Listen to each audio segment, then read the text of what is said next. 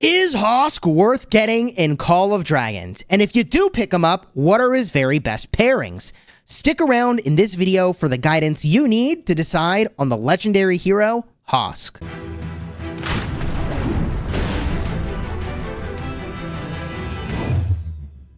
Hello my friends and welcome back. I'm Chisgule Gaming and today's video is sponsored by the makers of Call of Dragons. And I want to talk with my experiences using this hero over the last couple months through the first season of the game. And I think there are some definite strengths to Hosk, in particular if you're spending in the game, just how fast you can get him to an awakened state. But I also want to talk about the disadvantages of this hero, which is primarily that he's not really focused on doing any one thing well. He's universal, he's versatile, but he's not specialized. And in a world in which eventually, over the course of a long period of time in this game, we're gonna have many specialized heroes, it kind of sucks that one of them isn't fully all in on one game plan, min-maxing, so that you can use him for that one thing for the rest of time. But the good news is that he's really versatile. So let's talk about the following things. We'll start with his skills, then we'll get a look at who do you pair him with, and then we'll talk a little bit about talents if you do decide that you're going to use him as the primary hero. Up first is the active skill on the hero. This gives you Vigor, Keen, Rampage, increasing your attack, hit points, and damage dealt by 20% attack, 30% hit points, and 10% all damage. And it lasts for 5 seconds. Man, it's a very powerful buff. 30% hit points is making you very tanky, and the attack and damage boost makes it so you deal more damage. A huge win all around. But the second skill is where things immediately start to get weird. It's about rallying. When launching a rally, Hosk's normal attacks have a 50% chance to reduce the target's defense by 15% for 3 seconds. Now, this is a good effect, but rallying is not important in this game. You rarely do it. Occasionally, one person on the server, pretty much, needs to rally a pass. And that's the only rally situation that really matters and is of significance. So Hosk is weird because he's got one skill committed to rallying. And not only is it one skill, but it's the second skill. Remember, in this game, skill assignment is random. So when you unlock more skills, the skill points are deployed randomly across them. So if this was on the 4th skill, for example, I could talk about this hero and say, oh, well, you could max the first 3 skills. And none of the points would go into this rally skill that you don't really care about and maybe save some money on the hero. But because the second skill is a rally skill, you're going to have to get more tokens of him. You're going to have to go all the way to Awakening, in my opinion, because it's very difficult to get the skills to land on 5, 1, 5, 5, which would skip this second skill entirely. Because, yeah, I mean, he's good for rallying, but, like, does it matter? Rallying is just not an important part of the game, which I think is a good thing. Up next, Battle Scarred, 3rd skill. Now, to understand how this skill even works, we need to talk about hero pairings. When we talk about hero pairings in the game, you have a primary, or in this case, he's called the commander of the army, the Legion. And when Hosk is the primary, you get 25% defense for that Legion. And when Hosk is the deputy, that's the secondary hero, leading a march out in the field, when he's the secondary, you get 40% normal attack damage. Now, for the most part, you use him as a secondary. I'll talk about why that is in a little bit when we get to talents. But let's go now to the 4th skill, which gives you 15,000 Legion capacity. Let me tell you, at the start of the game, at the start of a season in this game, 15,000 Legion capacity is a big deal. But remember, over the course of many seasons in this game, you get more ways to increase your Legion capacity. And so this loses its value over time because the percentage boost you're getting from this for the total number of troops you have is going down. Do you see what I'm saying? As the number of ways you get to have higher Legion capacity goes up, the value of 15,000 extra troops goes down because instead of having a march that's got, let's call it 145,000 troops in it, later on, you'll have 250,000 troops in it, and presumably even more than that later on. So an extra 15,000 on top of that is not all that exciting, especially when you compare or consider the fact that you also have a rally skill. So the problem here is that if you launch a rally and you wanted more troops, people could just reinforce the rally. So when you rally with a hero, you don't want a skill like this that does basically nothing. I mean, you could rally something with, what, an upwards of like 2 million troops, maybe more. And then, okay, you have a whole skill committed to your having 15,000 more troops in the rally. Like, you would rather this skill be literally anything else at all that was good for rallying. So the problem with Hosk is that he's only got 3 skills, plus his awakening, relevant to any one situation at one time. If he's rallying, you really have this as a dead skill, but this is a valuable skill. And if you're fielding, which is what you do most of the time, this is a dead skill, but this is a valuable skill. So now that we understand that about Hosk, let's get to the Awakening. The Awakening. After the Legion receives a buff effect, their normal attack crit rate is increased by 6%, and their counterattack crit rate is increased by 6%. Now, in this game, your normal attacks, your counterattacks, your skill damage can crit. It does extra damage, which is really cool. And this is increasing the chance that that happens, which is really cool. It stacks up to 30%, and it lasts for 6 seconds. So as long as you get another buff within that 6-second window, you're going to start to stack this up, and it's going to be really powerful, getting up to 30% crit rate for both normal and also counterattacks. This is a big deal. But now that we're talking about a distinction between normal attacks and counterattacks, let me teach you about that mechanic in this game, because I had to reach out to VIP support to get the answer. You see, this game is based on Rise of Kingdoms. That's the predecessor. I mean, this game is extremely similar, with a new coat of paint and some really awesome additional mechanics. In fact, I really love the combat in this game so much. But one thing that changed between Rise of Kingdoms and this game is the definition of what we call a normal attack and a counterattack. In this game, normal attack only refers to the damage you deal to the enemy you directly target.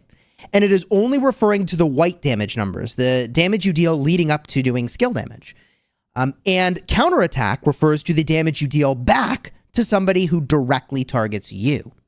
Now, in Rise of Kingdoms, that normal attack language referred to both the counterattack and the damage you deal to the thing you're directly targeting. So for those of you coming from the Rise of Kingdoms universe, there are 2 different ideas here going on, and normal attack is only boosting the damage you deal to the thing you directly target. Okay? So I originally thought that Hosk was like a high counterattack hero because he's got a 40% boost to normal attack damage over here and also the boost over here, but he's really more of a normal attack hero. He's not really all that much about counterattack. He does have a little of that from his awakening skill, and he does get a little benefit because, you know, boosting your all damage, okay, boosting your attack does make it so you do more counterattack, but he's really a normal attacker, and that's what you need to understand about Hosk. He's not about skill damage. He's all about normal attacks. Which brings us to the question of, who the heck do you pair this guy with? And I think the answer here depends on what you need. And this is where Hosk is extremely powerful. He is extraordinarily versatile. You can put him with pretty much any hero and he will be fine. The only thing he won't really benefit from is heroes that boost skill damage. Like, for example, Velen boosts skill damage. Like, for example, Nika boosts skill damage. He doesn't get any of the benefit of that, but otherwise he's perfectly synergistic with the majority of these heroes. In fact, the heroes that he's most synergistic with are the ones that do lots of buffing, which coincidentally points in the direction of archers, which tend to be really high counterattack anyways. And so the combination of having more troops and boosting your damage and giving yourself buffs works best, in my opinion, with the heroes Nico and probably also Kanara. And you would use Nico and Kanara as the primary if that's what you wanted to do. Now, I'll talk very briefly about why that is, but then I'll talk about other pairings I personally used and I found to be valuable. So if we look at Nico, the reason that this pairing is nice is because Nico's 4th skill makes it so that when you cast Rage skill, you gain Onslaught and Riposte, which increases your normal attack damage and your counterattack damage. Remember, Hosk makes it so you increase your crit rate. So this is making it so you boost your damage and you boost your crit rate, and the combination of those things is really nice. Plus, these are buffs. So the more buffs you're triggering, the more Hosk's awakening skill is going to stack up. Similarly, you've got the same sort of situation going on with Kanara. When you're hit with a normal attack, you have a 20% chance to gain Riposte and inflict slow. So this increases your counterattack damage by an upwards of 30%. That's a big deal. So yes, boosting your counterattack damage, and also you get the crit rate on Hosk going up, makes that a really nice combo. And weirdly enough, Kanara with Hosk or Nico with Hosk is a march you can just put out of your city, let enemies attack you, and you probably even just trade positive without using any of your stamina, which is kind of weird. So those, in my opinion, that's some of your best combos. But where else did I use him and get value? Well, at the start of the game, I mean, literally for the first pass opening, I used Lilia paired with Hosk. Lily primary, Hosk secondary. It's not particularly synergistic, but it's the best you've got at the start of the game, especially if your Waldier is not yet in a great spot, which is the case at the start of the game, right? Even if you're working on him a lot. From here, other pairs that I think are fine would be pairs like Madeline. I used Emrys with Hosk at one point because I needed a cavalry hero to go with Emrys, and I didn't really have Bakshi at all at that point. Eventually, I replaced with Bakshi. So the value of Hosk is simply his versatility. You can use him just about anywhere. There's not any particularly insane pair because he's not particularly or insanely focused. And that's fine because you can use him in so many combinations that there is value in that. Now, when we look at value, we also need to look at cost. So what does it cost you to get Hosk? And it ain't cheap. I believe it's somewhere between 320 and 350 bucks. I don't remember what the first bundle over here costs to get 60 tokens of Hosk. That gets you the unlock. It also gets you 400 of these treaties. And although this bundle isn't giving you gems, assuming you needed treaties, this does have a gem value for you. You would be paying 10 gems a pop for these. So keep that in mind. From here, the $50 bundle at VIP 11 gives you another 110 tokens and 600 treaties and some speeds. Then at VIP 12, 120 tokens, 50 bucks, 700 of the treaties. Then $100 gets you 200 tokens, 900 treaties and some speeds. And then $100 again gets you 210 tokens, also 1,000 treaties.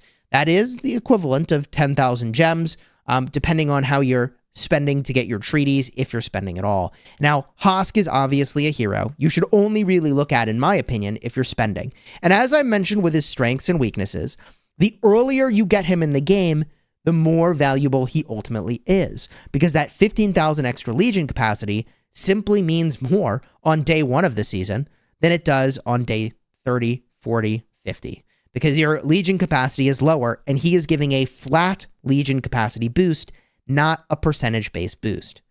Now, if you were to use Hosk as the primary, I do want to give you some talent options, although I don't think he generally should be used as the primary. I think he should be used as the secondary. In almost any of those situations I was describing, I think the talents are more favorable using Lilia as the primary for her talents, or Nico as the primary for his talents. But if you wanted to do precision, this would be the tree I would recommend to go with a normal attacking Hosk build. Now, your foundation talents, this is very obvious, in my opinion. You get March Speed and you get Health, and you make it to this over here, which gives you 2% more normal attack damage and ignore 1% of the enemy's defense. From here, we go to the right to the Precision tree. We get overall March Speed, then Last Word, making you do higher counterattack damage, and then get Invincible. When you launch a normal attack, your Legion has a 10% chance to gain Onslaught, increasing your normal attack damage by 8% for 5 seconds. We are moving all in on the normal attack plan, baby. From here, we go and get Cool Under Pressure. Your Legion deals 10% more normal attack damage when their unit account it's above 50%. So we're just going for as much normal attack damage as we can get. Then I really like Intrepid. When casting rage skills, your Legion gains focus. That is a buff, by the way, increasing their normal attack crit rate by 5% for 5 seconds. And also Unstoppable, 15% more normal attack critical damage. We're moving all in on this plan of just crazy normal attack damage. And then Mighty Slash. When you launch a normal attack, you have a 15% chance to trigger an additional one. That can only happen once every 20 seconds, but yeah, we're just all in on the plan. From here, I put extra points back into the Precision tree. So as you're leveling up, if you want to double back, I would get High Spirits. When you launch a normal attack, you get 10% chance to grant your Legion 50 rage. Also, Force of Will. When casting rage skills, your Legion has a 25% chance to gain Onslaught, increasing your normal attack damage again. So we just found all these ways to boost our normal attacks and to get extra normal attacks, which is great. From there, we've got Suppression. 25% chance to inflict fragility on the enemy when casting your rage skills, which increases the normal attack damage taken by the target by 10%. This is really good because everybody hitting that target benefits. And if you're using multiple marches, that's a huge win. And then the last 2 points I just put over here in Adrenaline Rush, just boost that normal attack damage just a little bit more. So that's the route I went with the precision tree on Hosk, if that's what you want to do. And I think you primarily should just be the deputy. If you want to go the overall route, this is a really underestimated tree in terms of how good it is. I think it's much better than people give credit for. Now, the downside is that these initial talents are not very good, and they make up for it a little bit with the quality of the talents up top. Let me explain. You're going to get health, march speed, and then also boost your normal attack damage. From here, I like this, Guardian Angel. When your Legion enters battle, they gain resistance. That is a buff, so that will already trigger Hosk's Awakening skill. This reduces the damage they take by 4% for 10 seconds. From here, Unrelenting Fury. When your Legion gains a buff, they get 15 rage. So now, not only are you getting a buff, this is activating Hosk's Awakening skill, but then also you gain 15 rage for it, which is a nice little perk. From there, 10% less Sev wounded in fighting is insane. That's actually insane. This is like one of the best talents around, man. It's crazy. Then, Hasty Retreat. When your Legion's hit with a normal attack, they have a 10% chance to gain haste. That is a buff. That buff should trigger Hosk's Awakening skill. See what I'm doing here? Increases your march speed as well, which is nice. And then lastly, Thunder Fury, another buff. When you cast rage skills, your Legion gains Keen, Shelter, and that increases their attack by 4% and defense by 3% for 5 seconds. This effect can be triggered once every 30 seconds. I'm repeating myself when I say that triggering the buffs will trigger Hosk's Awakening skill. Then I went over to the precision tree and did the same things we did in the previous build. I get the march speed, get the counterattack damage boost. I get invincible. When launching a normal attack, you have a chance to gain Onslaught. That is a buff to your march, by the way. So that is yet another way to trigger Hosk's Awakening skill. And then the final point I put into Cool Under Pressure, just a little bit more damage dealt here. It's possible there's somewhere else you should put 1 talent point, but I thought that was a fine place, okay? And what you do in this tree could change, like if you're using all magic units for some reason. I really like Occult Barrier. You could do that instead. If you were using all cavalry, you could go Watchful Eyes instead. But in both of those cases, I'd be like, why aren't you just using Lily primary? In this case, I'd be like, hey, why don't you use Emrys primary? Like, the cavalry talents are good, bro. So I just don't think generally you should make Hosk the primary. Now, normally when we talk about artifacts, I've got some really focused guidance to give. In this case, I don't. It all depends on what unit you're bringing. And so, you know, what artifact you use will depend on what other combinations you bring and what units you've got. But I'll just point out a couple generally like powerful artifacts that you might consider here. Obviously, not the Veteran's Diary. But if you were using Marksman and for some reason you didn't use Nico as the primary, like maybe you only leveled up your Hosk, and so you're using him as the primary because he's got all the talent points, you could use the Shadow Blades, and that would be really, really strong. Another artifact that I think is really good, if you're going to use Cavalry, is going to be Sorlin's Blade, or alternatively the Kingslayer. Very, very powerful. If you're going the infantry route, Dragon Rift was amazing for me. I loved this thing. Deals just big, big, big, big damage.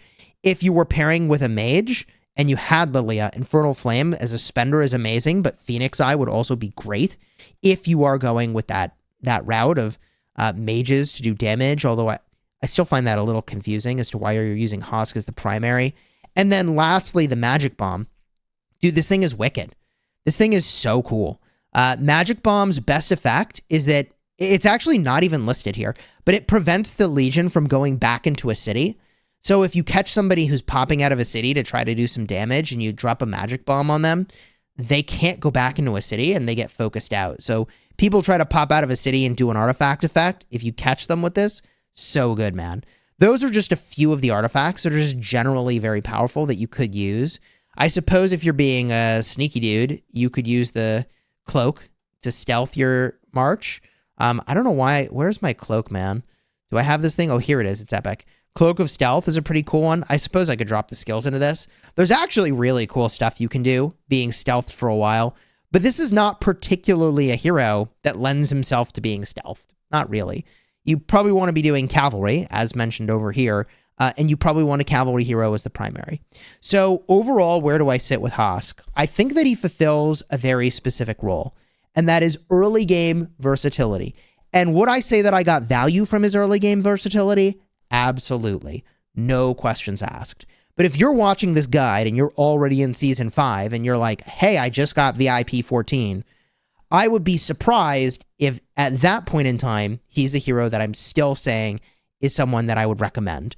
He's someone that if you spend a lot in the game and you get early, you can get really good value. But that value drops off really quickly as you start to put more skills onto other heroes. And what you'll find, as I did, is that eventually you'll be sort of shuffling them around to sort of put them in any spot where you just don't have somebody else to use. And there is value to that. Again, every season you have to level up your heroes. So the fact that he's one more hero that you could level up once and then just shift around between combos is a powerful effect. But because he doesn't do any skill damage, many heroes get eliminated as top tier pairings, like, for example, Thea or Velen or Waldir. There are, of course, epics you could pair with that would also be great. But if you're looking at legendary heroes, at this point, I'm going to assume you're primarily using other legendaries for your pair considerations. Now, if you found this video helpful, do me a huge favor, throw a like on the video, consider subscribing to the channel. I'm in the process of making guides for literally every legendary hero in the game, although it's taking a while to do. And I will point out that although at this point in time, I don't have access to the new normal attack-based heroes that are from the Wheel of Fortune and also the Strongest Lord in Season 2, I think that those heroes could also be good options for pairing with Hosk, and we may find that when I get to that season that he's actually got a really good home paired with one of those heroes. And if you want to learn more about those heroes and what they do, I'll have 2 cards in the end screen for information about those heroes, including a review of all their skills.